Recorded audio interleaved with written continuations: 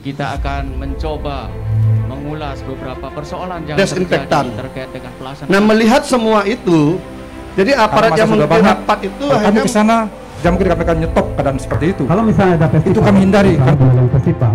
Setelah itu, ini pikiran pada saat melihat mengercilkan hasilan kebijakan publik itu harus di backup dengan apa yang namanya undang-undang.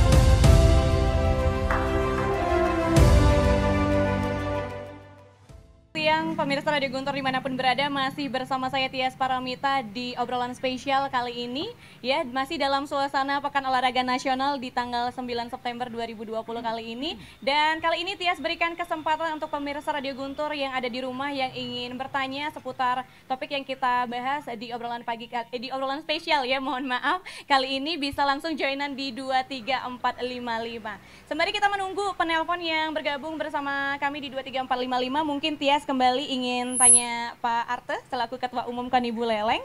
Nah, apakah dari KONI Buleleng sendiri ini sudah membuat kajian untuk cabang olahraga berikutnya yang akan dibuka dalam masa pandemi saat ini? Nah, kalau memang sudah ada, kalau boleh tahu ada bocorannya nggak Pak? Olahraga apa aja?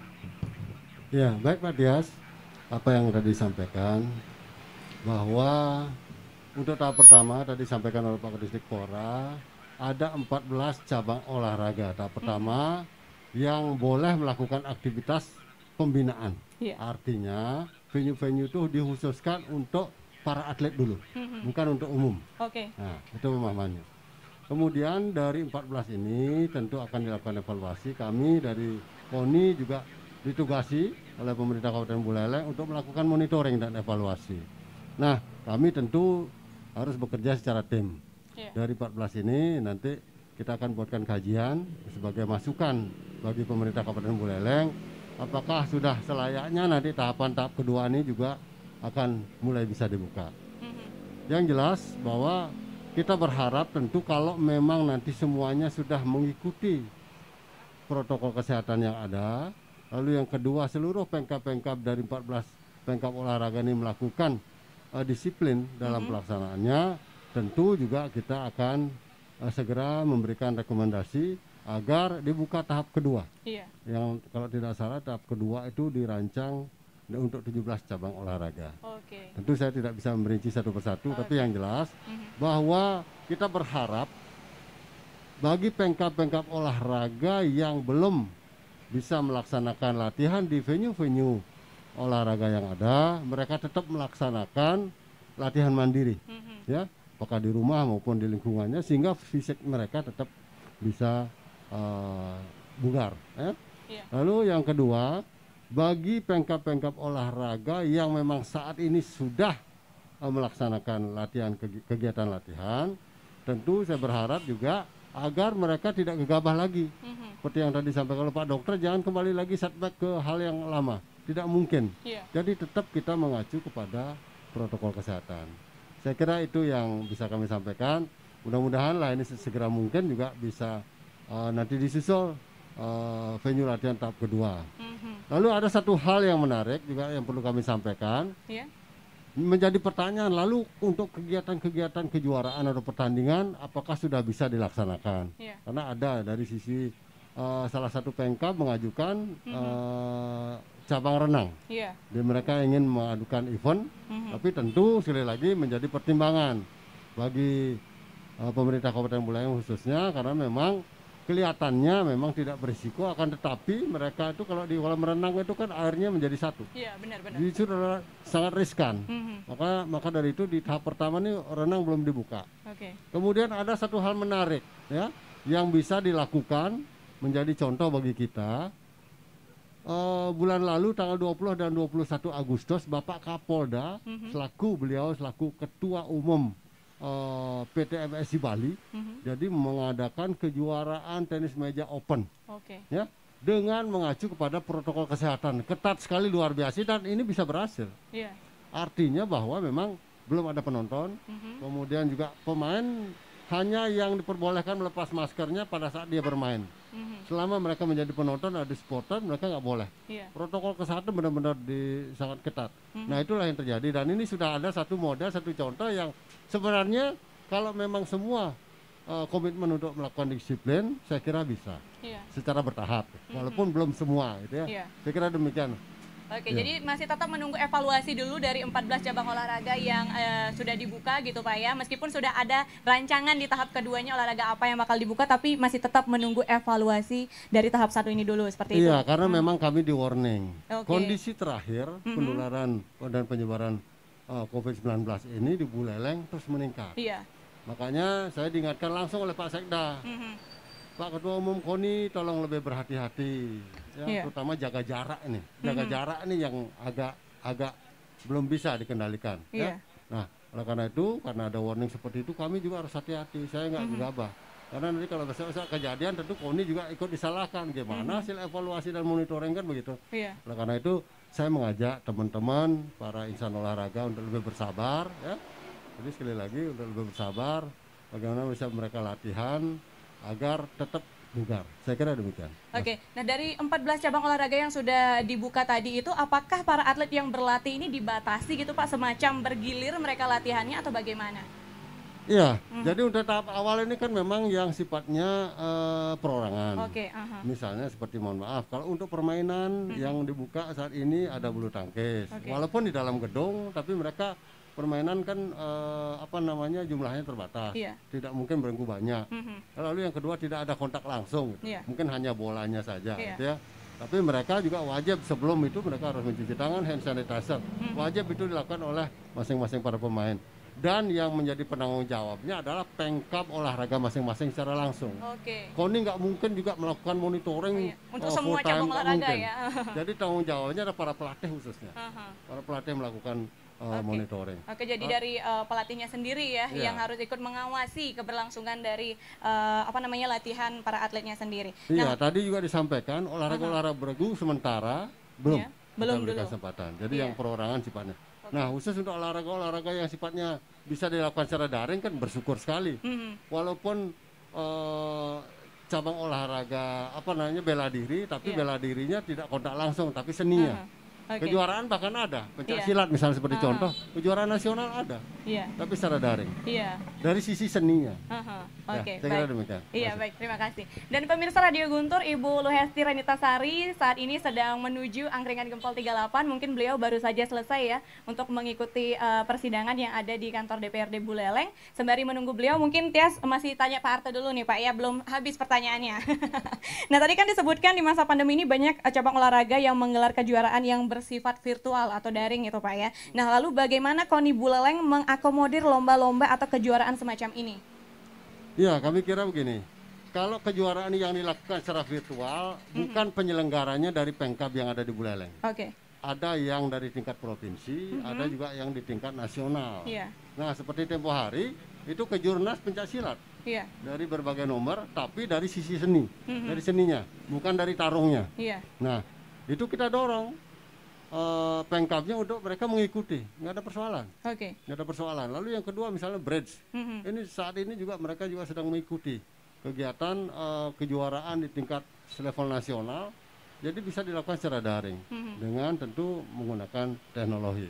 Dan ini yang paling penting adalah sebenarnya sekarang bagaimana teman-teman di jajaran Pengkap mereka bisa menguasai teknologi sehingga tetap bisa mengikuti secara sama. Nah lalu bagaimana dari semangat para atlet itu sendiri Pak untuk mengikuti kejuaraan via virtual? Karena biasanya mungkin mereka kalau ikutan perlombaan itu kan langsung ada yang nonton rame. Nah kalau virtual itu kan mungkin nggak ada yang ngelihat gitu ya. Bagaimana semangat dari para atletnya sendiri? Iya, saya kira mereka harus bisa mengubah mindsetnya. Ya. Jadi kalau dulu terbiasa mereka bertanding atau bertarung selalu disaksikan oleh penonton, kalau sekarang pertandingan atau ini yang dilakukan secara virtual, tentu mereka tidak ada ini. Yang penting mereka bisa percaya diri. Karena kita juga sudah terbiasa menonton sekarang. Orang main bola, bayangkan, Piala Liga Champion tanpa penonton. Ya, tapi di televisi dikasih suara-suara itu biar gaungnya jadi lain gitu. Artinya kita bisa sangat merasakan secara psikis para pemain kita terbiasa diberikan tepuk tangan, support oleh para supporternya, Tapi sekarang itu yang ada, itu yang hilang. Tapi memang harus bisa kita menerima kondisi seperti itu. Harus di zaman COVID ini. Harus dibiasakan. Bukan tidak bisa karena terbiasa. Saat ini mungkin belum bisa karena belum terbiasa, bisa dibilang mungkin seperti itu. Oke, terima kasih Pak Arta. Sekarang Tias mau ke Pak Astika dulu, Kadisdikpora Kabupaten Buleleng. Nah, kalau semua peserta ini sepakat bahwa olahraga itu memang masih eksis dan selalu eksis gitu Pak ya. Nah, lalu bagaimana aktivitas cabang olahraga pada masa pandemi ini? Karena Tias sempat mendengar nih Pak ya, bahwa Voli sudah menggelar atau membuka Voli Academy. Kemudian bela diri juga walaupun belum dibuka resmi, tapi aktivitas mereka sudah jalan. Bagaimana ini bisa terjadi Pak? Baik, terima kasih. Untuk Voli Academy itu memang baru rancangan sebenarnya ya. Sedang ini kita evaluasi lagi. Tetapi ya sebagaimana kita lihat, kita monitor di GOR itu memang protokol kesehatan sangat dijaga ketat itu. Sangat dijaga ketat, mulai dari parkir, kemudian masuk ke GOR itu juga memang sangat dijaga ketat itu. Ya, kita sudah lakukan evaluasi bersama KONI juga dengan Kabid kami Pak Kabid PO khususnya menangani itu semua sudah apa namanya protokol kesehatan sudah disiapkan itu, dan penanggung jawab daripada kegiatan khususnya Pengcap itu memang harus diyakini bahwa memang siap dari segi fakta integritasnya memang harus melaksanakan protokol kesehatan itu. Kemudian lalu apakah dari Dikpora sendiri apakah melakukan pengawasan terhadap kegiatan olahraga yang dilakukan dari 14 cabang olahraga yang sudah dibuka? Dari 14 cabang olahraga, dari segi venue dulu kita selalu mengawasi itu. Kemudian aktivitasnya memang kita akan punya staf untuk melakukan monitoring dan evaluasi.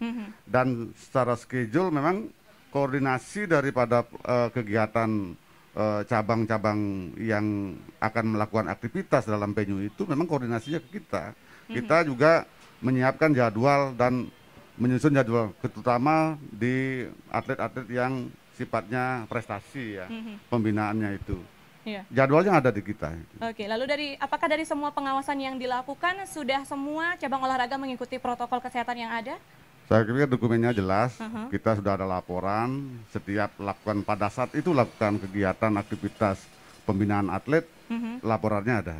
Jadi sudah ada laporannya, sudah ada bukti gitu ya bahwa semua cabang olahraga sudah mengikuti protokol kesehatan yang ada. Baik, terima kasih Pak Astika. Dan pemirsa Radio Guntur, sembari kita menunggu Bu Hesti Renitasari tiba ya di Angkringan Gempol 38 kali ini, dan nanti juga Anda sekali lagi diberikan kesempatan untuk bertanya atau menyampaikan aspirasi dan pendapatnya di 23455. Tapi kita break iklan sejenak untuk mendengarkan beberapa iklan yang mau lewat berikut ini.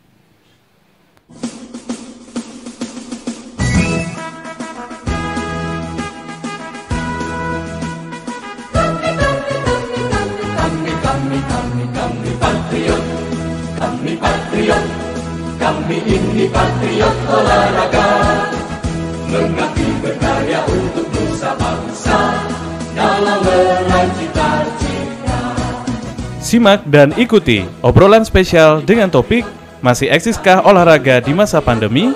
Hari Rabu 9 September 2020 mulai jam 10.00 WITA dengan narasumber DRS Nyoman Arta Widnyana, Ketua Umum KONI Buleleng, Dr. I Ketut Yoda SPD MOR, Wakil Dekan 1 FOK Undiksa, DRS Nyoman Swastawan, Wartawan, Made Astika SPD MM, Kadisdikpora Kabupaten Buleleng, Lohesti Ranitasari SEMM, Ketua Komisi 4 DPRD Buleleng, Dr. Made Budiawan Esket MKes AIFO, dosen prodi kedokteran. Satu-satunya nafasku, demi jayanya sang merah putih, kehormatan adalah segalanya. Mempersembahkan penampilan spesial aerobik bersama Triple Semok. Berapi membakar batinku, Tuhan adalah kekuatanku, setiap ku hadapi lawanku. Kami patriot, kami patriot. Acara ini disiarkan secara langsung di Guntur TV, FB Umas KONI Buleleng, dan on air di Radio Guntur 104,6 FM. Anda bisa berpartisipasi di via telepon 0362 234555. Kita dahsyat dan perkasa, kami patriot. Baik, selamat pagi menjelang siang pemirsa Radio Guntur dimanapun berada. Masih di obrolan spesial kali ini bersama saya Tias Paramita. Dan Tias mau mengucapkan selamat datang untuk Bu Hesti Ranitasari yang sudah bersedia hadir di Angkringan Gempol 38 di tengah kesibukannya. Mungkin sedikit cepat-cepatan yang ibu kesini ya. Terima kasih sekali lagi. Mungkin baru nyampe langsung ya Tias mau kasih pertanyaan untuk Bu Hesti, tanggapannya seputar topik yang kita angkat mengenai masih eksiskah olahraga di masa pandemi gitu ya. Tadi semua narasumber yang sudah hadir sebelumnya sudah memaparkan pendapatnya mereka, dan menurut Ibu sendiri selama pandemi ini kan Disdikpora hanya menetapkan beberapa cabang olahraga yang boleh memanfaatkan venue milik Pemkab gitu Bu ya. Nah lalu bagaimana komentar Ibu selaku wakil rakyat, layakkah kebijakan ini atau mungkin perlu adanya sedikit perubahan? Baik, terima kasih Mbak Tias, jumpa lagi sama saya. Jadi mohon maaf, selamat siang untuk Bapak-Bapak sekalian.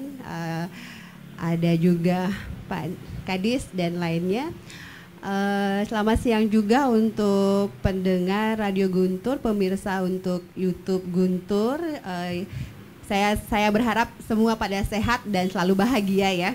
Jadi mohon maaf saya baru hadir di sini Mbak Tias karena memang hari ini adalah bertepatan untuk pengambilan keputusan mengenai APBD perubahan Kabupaten Buleleng, dan bagi saya itu harus hadir di situ.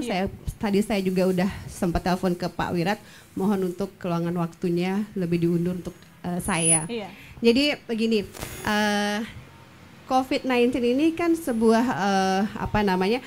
penyakit baru untuk kita. Jadi kita harus adaptasi segala hal, termasuk olahraga. Benar. Jadi saya pribadi selaku wakil rakyat, kebetulan saya jadi ketua komisi 4 di mana bidang saya, rekan kerja saya Disdikpora juga. Selamat siang Pak. Jadi saya yakin apa yang diambil keputusan oleh Disdikpora beserta jajaran pemerintah Kabupaten Buleleng itu sudah yang terbaik. Jadi saya lebih menekankan bahwa venue yang digunakan itu supaya dipergunakan untuk olahraga yang mandiri. Artinya olahraga yang dipakai untuk perorangan, tidak banyak orang. Kenapa saya bilang begitu? Karena kalau kita berolahraga terlalu banyak, lebih dari 20 orang itu kan akan menimbulkan kerumunan massa.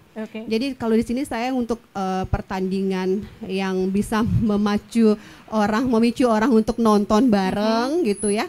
Nonton bareng dan berkerumun itu saya kurang sepaham. Karena memang kita butuh sehat tapi juga harus mengedepankan protokol kesehatan. Tidak boleh berkerumun banyak orang. Olahraga yang diambil mungkin bisa dipilih tidak mengundang banyak orang. Tadi saya nggak ikut olahraga, tadi ada aerobik ya. Kelewatan ibunya. Iya benar, padahal saya suka aerobik. Jadi aduh sayang sekali benar. Jadi itu aja sih mungkin. Jadi venue saya yakin Pak Kadisdik juga udah melalui kajian yang matang. Saya rasa tidak mungkin tidak dalam kajian yang matang. Apabila nanti ke depan ada usulan dari masyarakat, jadi saya harap juga lebih dievaluasi lagi oleh Pemkab dan Pak Kadis supaya diterima masukannya apabila tidak merugikan ataupun mengesampingkan protokol kesehatan. Intinya boleh berolahraga tapi tidak boleh rame-rame. Harus tetap olahraga tapi tetap ingat protokol kesehatan lagi-lagi gitu ya. Nah tadi semua narasumber itu sepakat bahwa olahraga itu memang selalu eksis ya, entah itu di masa pandemi ataupun sebelum pandemi gitu ya Bu Rani. Nah mungkin dari Bu Rani sendiri apakah ada saran masukan yang ingin disampaikan kepada Disdikpora Buleleng dan juga KONI Buleleng? Oke, saran masukan kayak udah sering banget ya. Jadi intinya KONI, Disdikpora, Pemkab dan kami sebagai perwakilan dari legislatif itu ya, menghimbau supaya KONI lebih memperhatikan cabang-cabang olahraga yang mengedepankan protokol kesehatan. Olahraga diperlukan, tapi jangan sampai pas olahraga kena virus, kan itu tidak lucu ya. Jadi sarannya sih supaya lebih di masa pandemi ya, kita harus membiasakan kebiasaan baru. Jadi bahasanya udah kebiasaan baru, bukan lagi yang dulu ya. Sekarang bahasanya Pak Jokowi itu kebiasaan baru, adaptasi kebiasaan baru itu lebih dikedepankan mengenai protokol kesehatan. Mungkin itu aja ya, karena olahraga itu so far bagus sih, cuman jangan rame-rame aja gitu. Olahraga memang bagus ya, baik. Makanya tadi dikatakan oleh semua narasumber kita, olahraga itu emang eksis dan selalu eksis dan tetap eksis. Pokoknya udah harga mati gitu ya Bu ya. Baik, terima kasih Bu Rani. Dan mungkin Tias mau ke Pak Swastawan, ada saran dan masukan yang ingin disampaikan mungkin? Makasih Dek. Dari pengamatan saya di lapangan ada beberapa katakanlah protokoler kesehatan yang belum ya. Ada beberapa Pemkab yang belum mematuhi. Seperti misalnya ada alat ukur suhu tubuh Pak ya. Nah, ini yang masih saya lihat untuk di tenis, kemudian ada di tenis meja. Kalau di bulu tangkis Pak Komang ini sudah tertib sekali bulu tangkis. Kendati pun di bulu tangkis ini ada tahapan-tahapan pelatihannya dari pagi sampai sore. Ini walaupun melibatkan anak-anak, saya yakin itu dari segi protokol kesehatan sudah cukup bagus. Tinggal itu, jadi siapa yang bertanggung jawab terhadap alat ukur suhu tubuh ini Pak? Itu yang belum dilakukan, baik di poli kemudian di tenis.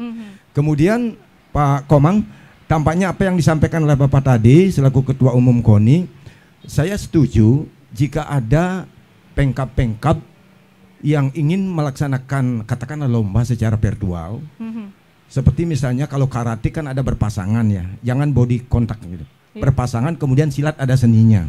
Karena betul baru-baru ini ada khusus perguruan bakti negara itu menyelenggarakan Pak, itu berlangsung sukses.